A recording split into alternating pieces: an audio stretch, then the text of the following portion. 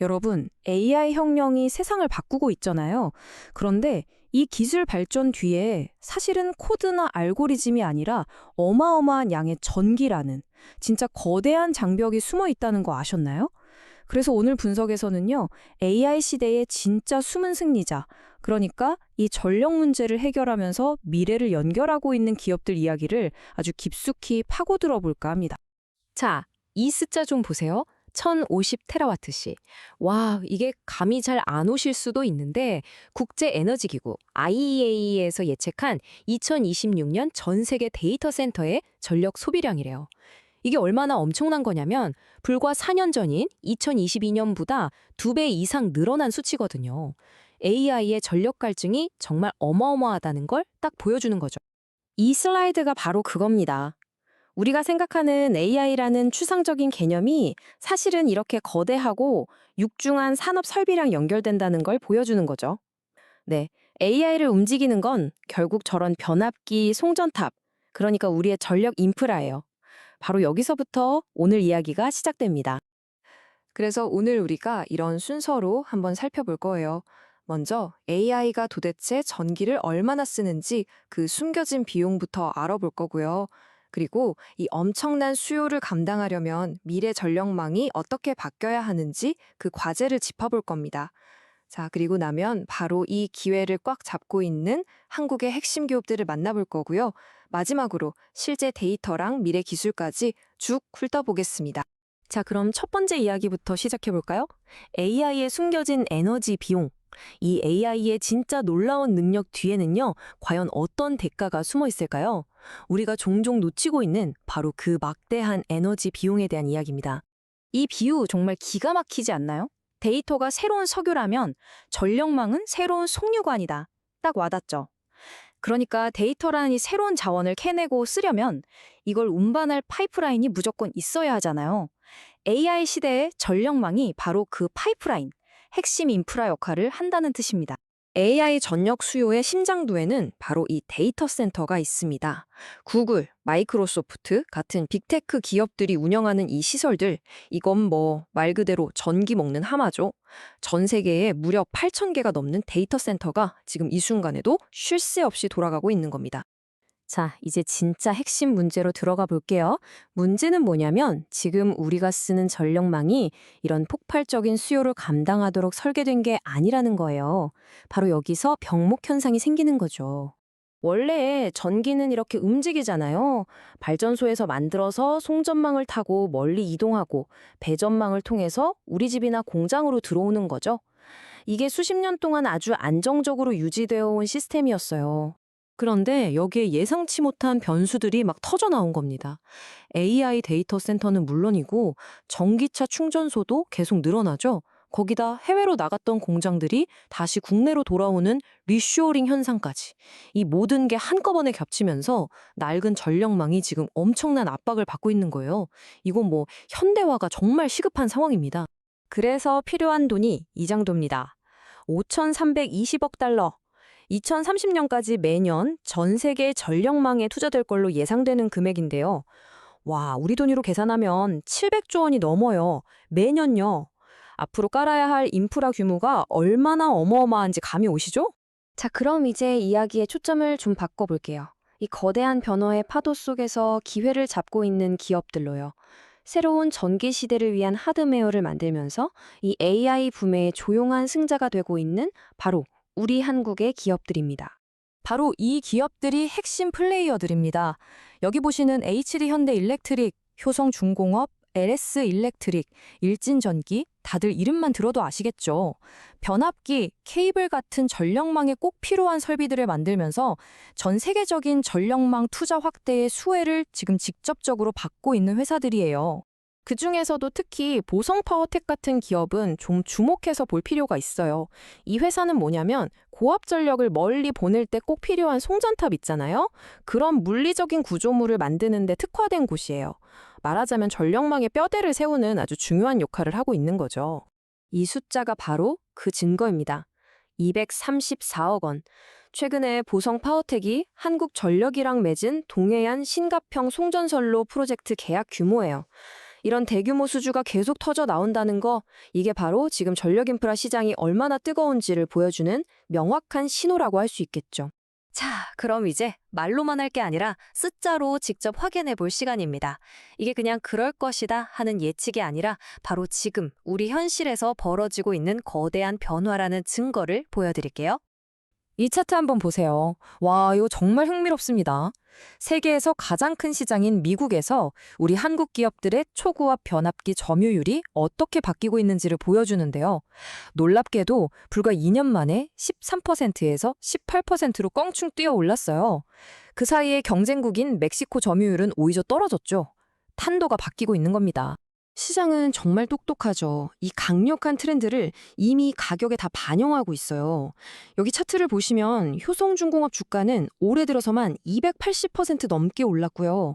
다른 기업들도 정말 엄청난 상승률을 보이고 있죠. 시장이 이 기회를 얼마나 크게 보고 있는지, 얼마나 확신하는지를 그대로 보여주는 결과입니다. 개별 기업 실적을 뜯어봐도 마찬가지예요. 보성파워텍의 올해 예상 실적을 보면 매출은 20% 넘게 늘고 특히 영업이익은 무려 60% 가까이 급증할 걸로 보여요. 이건 뭐 사상 최대 실적을 바로 눈앞에 두고 있는 거죠. 좋습니다. 그럼 이제 마지막으로 미래로 한번 가볼까요? 이 새로운 전력 인프라, 즉 내일의 그리드를 만들어 나갈 차세대 기술들은 과연 어떤 것들이 있을까요? 미래 그리드의 핵심 기술, 그중 하나가 바로 이 초고압 직류 송전, HVDC입니다. 이게 뭐냐면 기존 교류 방식보다 멀리 전기를 보낼 때 전력 손실이 훨씬 적어요. 예를 들어 바다 위에 있는 해상 풍력 발전소처럼 도심에서 아주 멀리 떨어진 곳에서 만든 신재생 에너지를 효율적으로 끌어오려면 이 HVDC 기술이 반드시 필요한 거죠. 그리고 또 다른 게임 체인저가 있습니다. 바로 소형 모듈 원자로, SMR이죠. 이건 기존의 거대한 원전과 달리 공장에서 만들어다가 데이터 센터 바로 옆에 설치해서 안정적으로 전력을 공급할 수 있다는 컨셉이에요. 전기를 많이 쓰는 곳에 맞춤형으로 전기를 주는 거죠. 이미 보성파워텍이나 두산 에너빌리티 같은 우리 기업들이 이 미래 기술에 깊숙이 발을 담그고 있습니다. 자, AI는 분명 우리 디지털 미래의 판도를 완전히 새로 쓰고 있습니다. 그런데 오늘 우리가 쭉 살펴본 것처럼 그 멋진 미래를 현실로 만들려면 보이지 않는 곳에서 세상을 움직이는 이 거대한 전력 인프라의 혁신이 반드시 뒷받침되어야 해요. 과연 우리는 이 거대한 도전에 맞춰서 충분히 빠르고 또 견고하게 준비를 하고 있는 걸까요? 이건 우리 모두가 한 번쯤 생각해 볼 문제가 아닐까 싶습니다.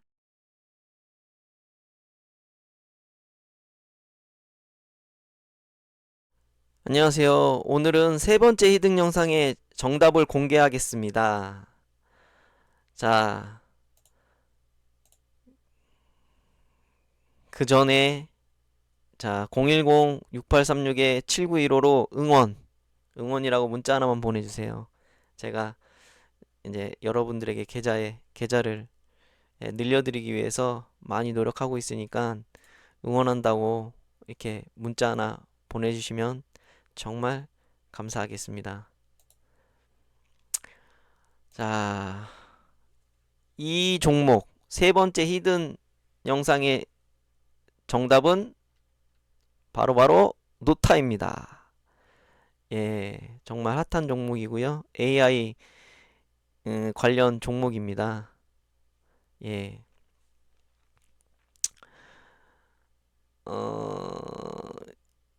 이제 본론으로 들어가서 이게 얼마 안 된 기업이거든요. 이게 상장을 11월 3일 날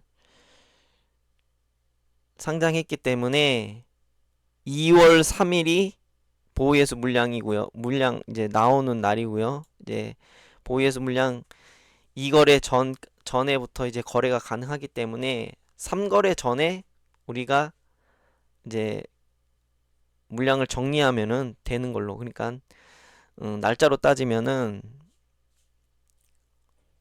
자 1월 29일이 되겠네요. 자, 날짜를 한번 볼게요. 자, 1월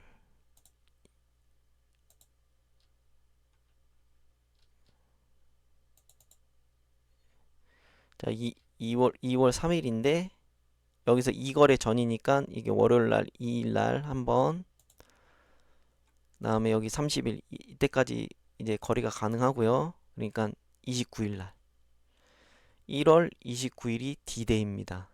1월 29일이 D-Day. 예. 자, 1월 29일 날 이제 물량을 정리하면 된다. 이렇게 알고 계시면 됩니다. 자, 그러면은 1개월 보호 예수 물량 때 어떻게 됐는지 한번 볼게요. 비교를 한번 해봅시다. 자, 이때거든요. 12월 3일. 여기 11월 3일 날 이제 했으니까 여기서 2거래일 전까지가 거래가 가능하니까 2거래일 전까지 가볼게요. 그리고 요때가 D-Day였겠죠. 그러면 자, 여기 고점이 51,000원이었고, 예. 그러니까 이때 고점에서 이제 팔았다 그러면은 이제 얼마까지 먹을 수 있냐. 지금 오늘 날짜가 1월 19일이니까 이때거든요. 최 밑에가 이때 똑같아요. 지금. 예, 여기서 이만큼 올라간 거예요. 11월 19일. 오늘 1월 19일. 예. 자, 보이시죠? 이렇게 올라가는 거. 자, 물량을 여기서 많이 모았거든요. 여기 세력들이. 예. 더 올릴 수도 있습니다. 예. 이게 유통 물량이 그렇게 많지가 않아서 이게 물량을 많이 모았으면 올리는 거는 순식간이거든요. 자, 이거 제가 이렇게 지지선을 이렇게 그어 놨는데 여기 21선 안 닿을 수도 있어요. 바로 월요일부터 바로 올라갈 수도 있습니다. 예, 근데 뭐 떨어질 수도 있는데 저는 이제 요 이상적인 거는 여기 21선 라인 터치하고 올라가는 게 가장 이상적이라고 생각은 하거든요. 예. 그래서 1월 29일 날 D-Day입니다. 기억하세요. 1월 29일 날 판매하면 됩니다. 1월 29일 날 판매하면 된다. 빠르게 사서. 예. 간단하죠? 예. 한 2주 남았는데 요거 괜찮을 것 같습니다. 자, 내용이 좋았다면 010-6836-7915로 응원이라고 문자 한 번만 부탁드리겠습니다. 아, 그리고 제가 이거 지금 세 번째 영상 정답 공개거든요. 그러면 첫 번째 영상의 정답도 공개가 됐고, 네, 두 번째 영상은 찍어만 놨어요. 아직 정답 공개는 안 했거든요. 자, 이제 좀 있으면 이제 두 번째 영상의 정답 공개도 할 예정이니까 여러분들의 구독과 좋아요 부탁드리고요. 제 채널에 와서 어떤 종목을 찍어서 이렇게 정답을 공개했는지 관심 있게 봐주셨으면 감사하겠습니다.